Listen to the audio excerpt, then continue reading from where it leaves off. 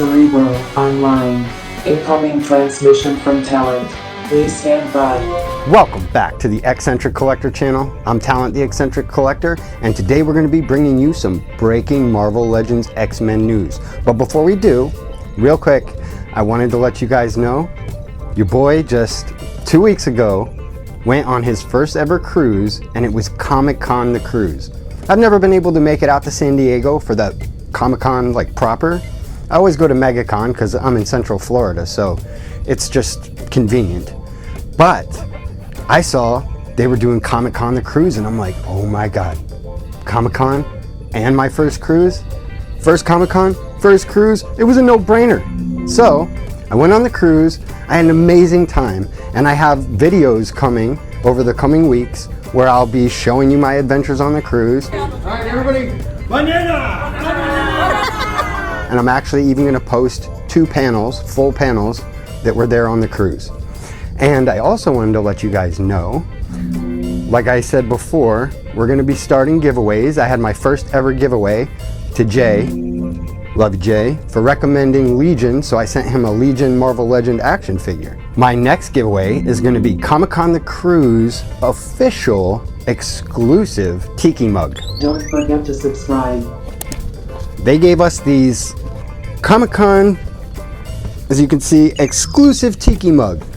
The only way you can get one of these is if you were on the boat, or you can pay an exorbitant price on eBay. Last I checked, I saw one selling for $250. So I got 2 of these, keeping one for myself, and I'm going to be giving another one to one of you.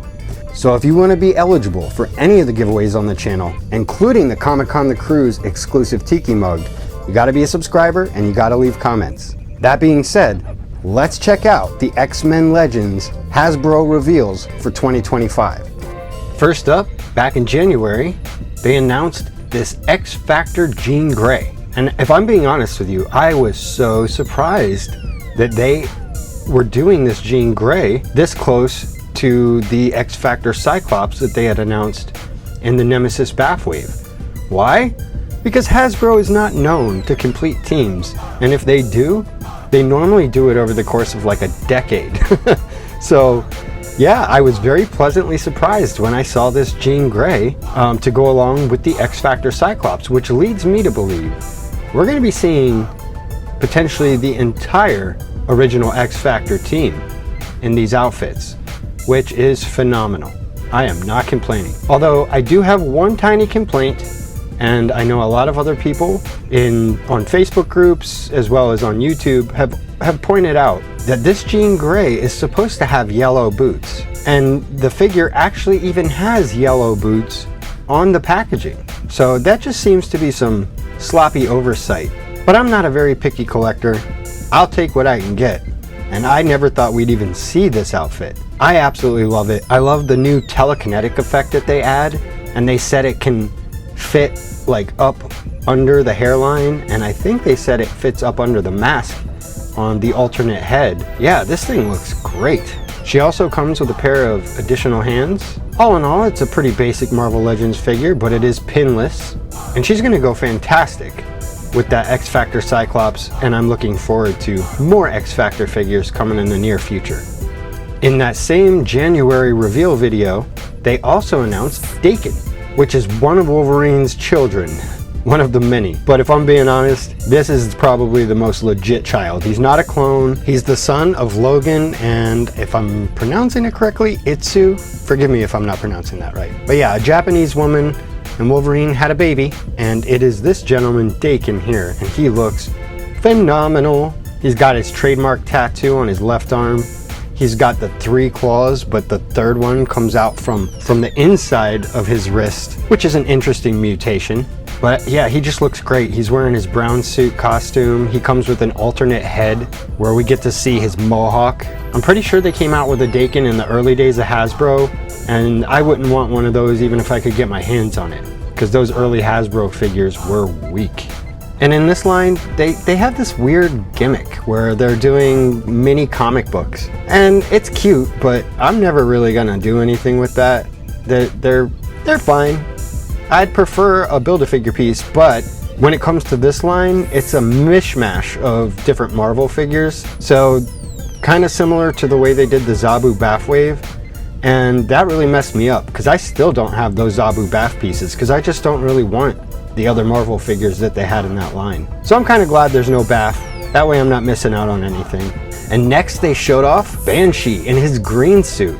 And while this is just a repaint, I am so happy we are finally getting this Banshee. I mean, if you guys saw the video I did, one of my first videos on this channel, why I quit collecting Marvel Legends, I was not lying. I quit collecting Marvel Legends once Hasbro got the license. I got that first Banshee they did in the green suit, and it was so bad. I was like, all right, I'm out.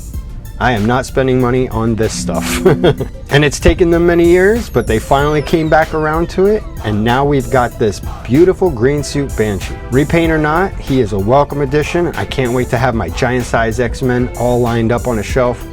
Yeah, he looks great. And that's all they announced as far as X-Men goes back in January. And then a couple days ago, February 20th, they announced more X-Men figures alongside a full Spider-Man Gamerverse wave, which looks awesome, but again, only X-Men over here. They had that deluxe Venom in there. He has removable saliva, slime looking stuff that you can put in his mouth. He looks great. And an arm that has the symbiote weird goop kind of reaching out. Yeah, he looks fantastic. I'm happy for the Spider-Man collectors out there. That thing's a definite winner. But back to the X of it all. This is the year of Uncanny X-Force. They announced a 2-pack with Warpath and X-23. And man, they look great. But again, I do have a gripe. I'm always gonna have gripes, unless they're perfect. And it's very rare that we get anything that's perfect. But that Warpath still has pins in him. And I think in 2025, pins should be a thing of the past. But I'm not complaining because he looks phenomenal. And X-23 in her Uncanny X-Force outfit looks incredible. This is a phenomenal update. They made both of these figures back in the early days of Hasbro, and they both were in desperate need of an update. And these figures are gonna fit in real good with our Phantom X, our Psylocke that came with the Nimrod 3-pack. We've got the older Deathlock, which definitely still holds up, and the Uncanny X-Force Wolverine. And although they haven't announced it yet, one of their hints for a future reveal has to be Archangel's feathers. At this point, I'm convinced. There's no way we're not getting Uncanny X-Force Archangel. That's gonna be a reveal later this year. If you ask me, 2025 is gonna be the year of Uncanny X-Force. Between Uncanny X-Force Nightcrawler, Uncanny X-Force X-23, and Warpath, and the fact that Nemesis, the Bath from the Bath Wave, he was a main villain in the Uncanny X-Force comics. Well, that's all for this one. I'm Talent, the X-Centric Collector, reminding you, keep collecting, keep cruising, and we'll see you next time. Excelsior!